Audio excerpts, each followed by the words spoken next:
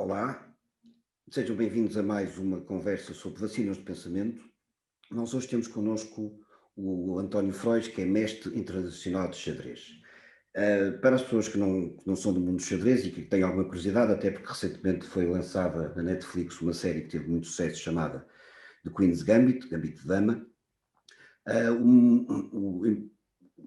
nível de mestre internacional é um dos níveis mais elevados no xadrez, o mais elevado de todos é grande mestre.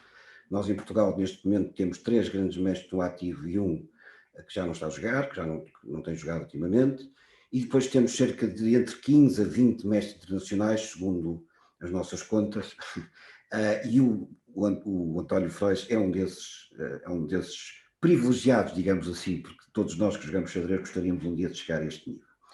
Olá António, olá Frois, viva, tudo bem? Bom dia, Bom Diniz. dia, Obrigado pelo convite. É um prazer estar aqui. ainda bem. Eu é que agradeço. Olha, vamos então à pergunta inicial, à pergunta que eu costumo fazer a todos os meus convidados, que estou com muita curiosidade para saber quais foram as vacinas de pensamento que o mestre internacional tomou ao longo da vida e que, pronto, entre aspas, o vacinaram para a vida, que tiveram um impacto. Sou todo ouvido, e ia dizer que estou muito curioso, porque não faço a menor ideia do que é que tu vais dizer. Ok. Bom, é assim. Pois, isto do pensamento é uma coisa um bocado tendencialmente infinita e, portanto, é assim. Eu vou começar pelos meus pais. Os meus pais eram muito mais velhos do que eu. Estamos a falar de uma diferença de 52 anos para o meu pai e 37 para a minha mãe. E então a vacina foi a vacina de não, logo, o espírito o mais aberto possível. Ou seja, nada de preconceitos. Portanto, o meu pai era um velhinho que era um grande sábio, nada de velhinho. Velhinho, e mentalmente não era nada velhinho.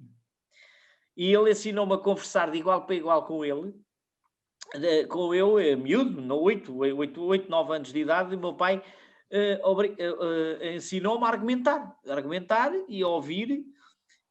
Portanto, ao longo da minha vida, tive muitas situações em que formei uma primeira opinião. E depois mudei de opinião completamente diferente. E estava a pensar em nós os dois, e uma das facetas que era a questão do norte e do sul em Portugal, e aqueles gajos de Lisboa e os gajos do Porto. Ora, eu sou uma pessoa que nasci em Vila Franca de Xira, portanto sou de Lisboa, mas fui ao norte, como tu sabes, milhares de vezes, e sempre me dei muito bem com gente de todo lado, e gosto das pessoas do norte, gosto das pessoas do sul, aliás, gosto de pessoas em geral, e portanto essa coisa de formar preconceitos e formar dogmas é uma vacina que eu não tomo, portanto tomei a vacina anti Ok? isso, não é? Isso foi graças ao teu pai. Isso foi graças ao teu pai. E se bem Foi me dos meus lembro, pais. O abrir, sim, sim, sim. e se bem me lembro, até foi o teu pai que te ensinou a jogar xadrez, que uma vez foi falar. Não, o Não? meu pai de xadrez não me ensinou, eu tenho um texto sobre isso, porque ele não sabia nada. Ai, Ele então, não sabia nada, ele ensinou-me as damas tradicionais. ok. Agora, eles foram músicos de profissão os dois, e a maluqueira que eu fiz na vida, acho que é uma sequência da maluqueira deles. Porque os meus pais foram profissionais de música, estamos a falar que o meu pai terá feito o curso dele do conservatório em 1935, com 25 anos, ele nasceu em 1910. E depois acompanhou o cinema mudo, os bailaricos, aqueles bailaricos de sociedade, ele tocou piano nesses bailaricos e fez a vida dele. E aí a história até de como é que eu, portanto, da minha mãe, que depois foi violinista, e que ele foi professor dela, tudo isto é fora da caixa, digamos assim. E, portanto, eu aprendi a viver fora da caixa, Mas digamos. isso influenciou porque também tiveste tomado a decisão de ser mestre, de ser jogador de xadrez, a dada altura da tua vida, quando, se bem me lembro, estavas a pensar a seguir outro caminho. Exato, quer dizer, essa foi uma decisão que eu fui confrontado com, lá está, eu fui à Holanda sozinho, até tinha medo de me perder, Que digamos idade é que assim, tinhas nessa altura? 19 anos. 19 anos. Adorei, não me perdi nada, adorei, percebi que o meu inglês servia, e E foste depois jogar xadrez, foste à fui Holanda fazer sozinho. um campeonato europeu de jovens por Portugal. Ganhei o direito no Nacional de Jovens e fui representar Portugal no Europeu de Jovens de 82, que implicava passar o Natal e a passagem da Anali, e tive 18 dias sozinho. Conheci os meus colegas todos do torneio e vim fascinado pela hipótese. confuso, não foi fascinado, fascinado e confuso com a hipótese de ser profissional de xadrez, que eu não sabia o que era, e os meus colegas diziam que eram, os meus colegas de torneio. Aqui em Portugal ninguém era, ou pelo menos ninguém se assumia. Então eu fiquei com uma dúvida, onde é que está a verdade? E toda a gente dizia que a verdade era fazer um curso superior para ter uma segurança para a vida. E aí eu durante 2 anos e meio andei, comecei a ir à Espanha, a jogar, etc, etc. E o entusiasmo por xadrez era muito, pela faculdade era pouco. E 2 anos e meio depois eu decidi, ok, vou fazer do xadrez a minha profissão. Recebi uma dica de um colega mais velho na Bélgica que me disse, mas tens de fazer isto a sério, que é o que eu acho que tens de fazer, seja o que for, mas a sério, que era o que os meus pais tinham feito com a música. Portanto, sempre esta coisa do ter o espírito aberto, ouvir as pessoas, não formar uma... quer dizer, tu formar opiniões, formas, mas que a primeira opinião não seja a definitiva. Okay. E para além dessa vacina, que outras vacinas então é que tu apanhaste, entre aspas? Tomaste quando eras mais jovem? Olha, digo-te, afasta-te um bocadinho da câmara, porque tu estás muito em cima da câmara e fica estranho. Não, outras vacinas que tu, para além dos teus pais, outras vacinas que tenham sido relevantes? Outras vacinas que tenham sido relevantes? Podes falar de livros de xadrez, se quiseres, não sei. Não, olha, a questão também bem, fiquei fascinado pela questão que nós conhecíamos os russos nos torneios e achávamos que os russos eram esquisitos e tudo isso. E depois, também aí mudei de opinião completamente. Aliás, o meu primeiro livro que eu escrevi dedico a um grande mestre arménio que primeiro nós tínhamos um certo conflito até a jogar, porque ele tinha uma cara de mal... não era mal perder que ele ganhava, mas tinha mal ganhar. Não tinha mal perder, tinha mal ganhar. E eu achava que ele nem falava comigo, acabava a partida, comia umas peças e ia-se embora. E ganhando, portanto, eu dizia, mas ele nem sequer ganhando tem um aspecto agradável e tal. Depois, conversando com ele, tivemos uma relação de amizade extraordinária, que mantemos até hoje, em que acabei por lhe dedicar o meu primeiro livro, porque lá está. Ele depois explicou porque é que tinha essa cara e a atenção que tinha, e foi muito interessante, mais uma vez, a questão de conhecer pessoas de todo o mundo e portanto, ver as culturas e que as pessoas se transformam, por exemplo, quando saem do meio da competição. Ou seja, em competição estão muito inacessíveis, mas se passam os dias em que não há competição, falam de música, falam de filosofia e falam da família e, portanto, eu acho que isso é a questão de há que ter regras, mas há que ter espírito aberto para ouvir todo o tipo de pessoas. Deixa-me agora estava aqui a pensar e ocorreu-me esta ideia. De certa maneira, todo o xadrez foi uma vacina para ti, para o resto da vida, não só enquanto profissão, sim, mas também para enfrentar essas coisas. Sim, sim. E outra coisa interessante, eu agora, por exemplo, sim, sem dúvida, sem dúvida. Mas sobretudo o xadrez ligado às outras coisas. Ok. Eu não gosto, sabes que ultimamente, antes do Covid, eu fiz teatro. Eu sei, tu participaste de uma peça... Uma peça 2 vezes, uma vez no Porto e uma vez em Lisboa. Foi uma experiência também, eu achava que não era capaz e adorei. Por exemplo... dizer-te já ao seguinte que eu também concorri para esse lugar e não consegui porque foste tu que ficaste com ele. Não, mas aqui no Porto. Não podíamos lá estar os dois. Eu sei, mas é que eu queria, supostamente por causa da idade, ia representar o teu papel, que era o papel... ok. Depois disseram que tinhas ficado tu isso, pronto. Ok. Já estou a perceber. Pronto, e também adorei tudo o que é trabalhar no teatro, que eu não fazia a mínima ideia, e portanto, lá está, mais uma vez, depois era tudo em espanhol, com o realizador argentino, e de facto, esta questão de não formar, porque já tu estás a falar e eu vou-me lembrando, toda a minha vida foi isto, a questão, quando eu era jovem, a questão da política em Portugal. Eu adorava ouvir aqueles 4, o Sá Carneiro, o Cunhal, o Mário Soares e o Freitas do Amaral, que eu achava 4 pessoas brilhantes, independentemente das suas convicções. Concordo plenamente. Eu tentava, em miúdo, ver os debates deles, sozinho, a tentar perceber quem é que tinha razão. E ainda hoje não percebi, quer dizer, é muito engraçado. Estás a ver 4 homens daquele valor, não é? Que tinham os Aquele gabarito, sim. e eu ficava a tentar perceber. E depois, no Liceu da Amadora, eu via pessoas muito agressivas a falar daquilo. Os meus colegas do liceu, era morta àqueles, morta aos outros, e eu não gostava nada daquilo. Mas afinal, isto é discutir ideias ou é bater nos outros? Havia cenas de violência no Liceu da Amadora, complicadas. Agora já estou como o outro. Onde é que tu estavas no 25 de Abril? Que idade é que tinhas no 25 de Abril? Agora? Eu tinha 12 anos. 12 anos, ok. 12 anos.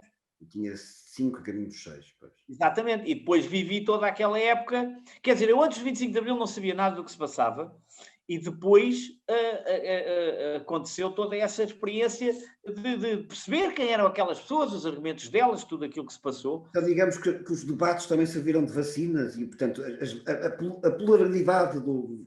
Sim, porque eu gosto de ouvir pessoas diferentes, que fico a ouvir e parece que até não tem interesse nenhum, mas depois fico curioso com o que é que pode acontecer. Portanto, Devo dizer que isto foi um dos motivos também que me fez criar este canal, porque eu quero precisamente entrevistar pessoas muito diferentes. Comecei por aquelas que estão mais próximas, mas a ideia é ir alargando, ir ouvindo perspectivas muito distintas, precisamente para tentar perceber como é que cada um se foi vacinando ao longo da vida. Eu acho que isto é um bocado filosófico. Diz.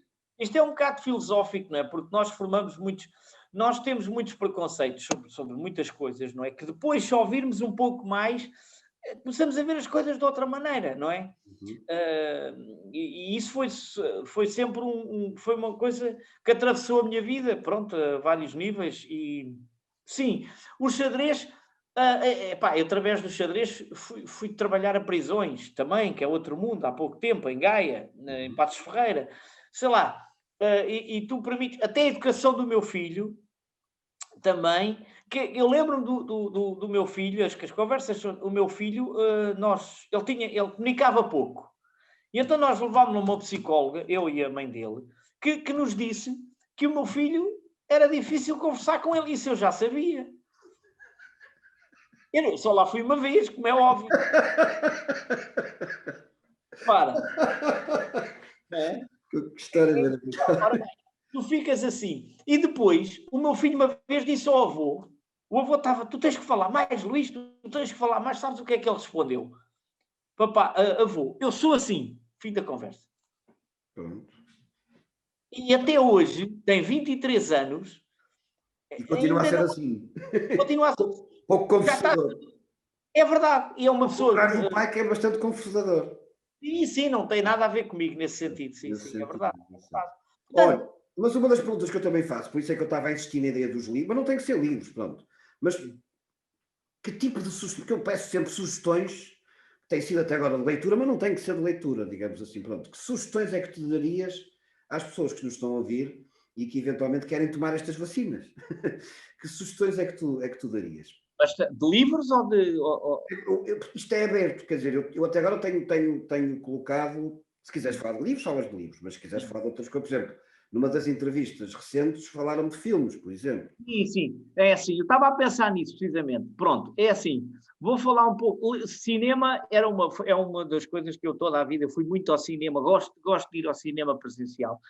E vi todas as cowboyadas, romances, filmes históricos, vi muita coisa, os padrinhos todos, sei lá. E continuo a gostar muito de cinema. Cinema muito variado. O Costurica, que foi o Fernando Silva que me apresentou. Pronto, muita coisa diferente. Comédias, muita coisa diferente que vi ao longo da vida e revejo. E tenho imenso cinema que gosto de ver.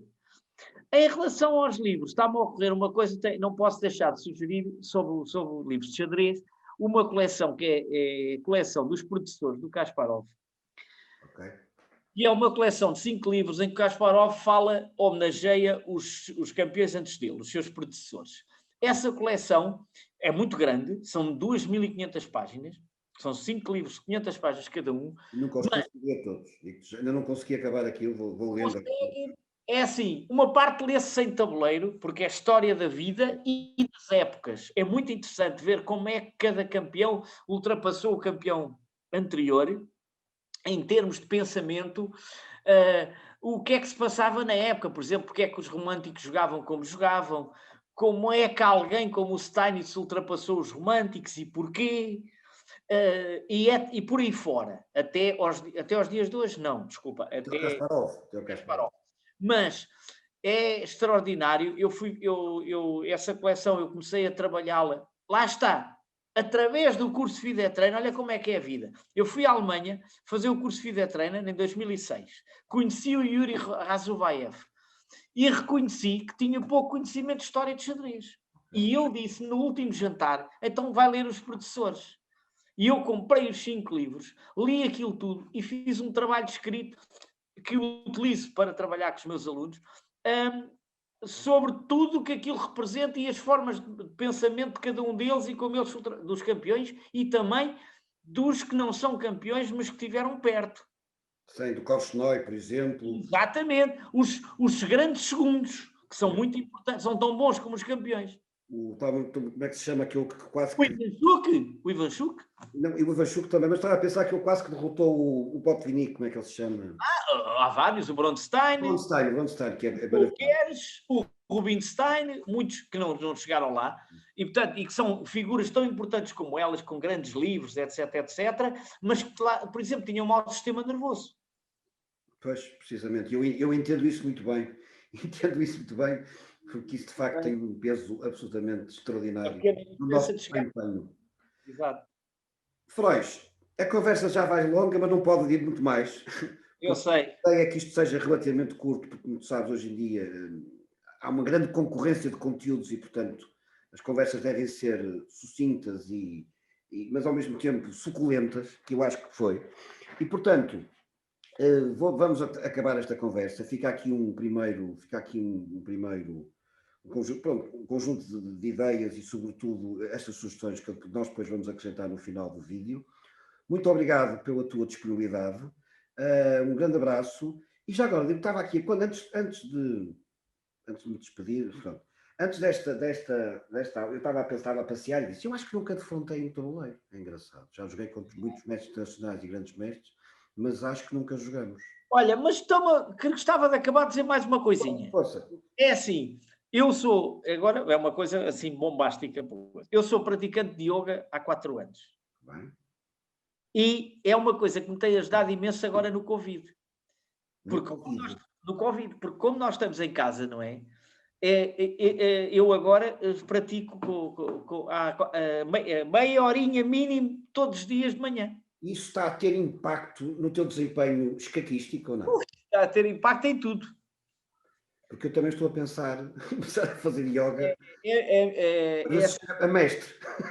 Não, é assim, eu sou aluno, foi a minha atual companheira, a minha professora, mas eu gostei, acabou por ser uma coisa que me faz, acordo meia horinha, mais ou menos é melhor do que nada. É uma receita. Ok, muito obrigado. É uma vacina, olha, é uma vacina. É uma vacina para o bem-estar diário, portanto. Ainda por cima, hoje em dia, anda imensa gente a falar nisso e olha... Não, nós estamos... Há provas científicas que o demonstram que, de facto, tem um grande impacto no nosso desempenho. Sim. Energia, bem-estar, boa disposição. Certo. Sem dúvida nenhuma. Freud, olha, um grande abraço, obrigado uma vez mais por esta partilha e até breve, quem sabe, com um tabuleiro à nossa frente. Sim, senhora. Um grande abraço. Obrigado também pela oportunidade. Tchau. Com licença.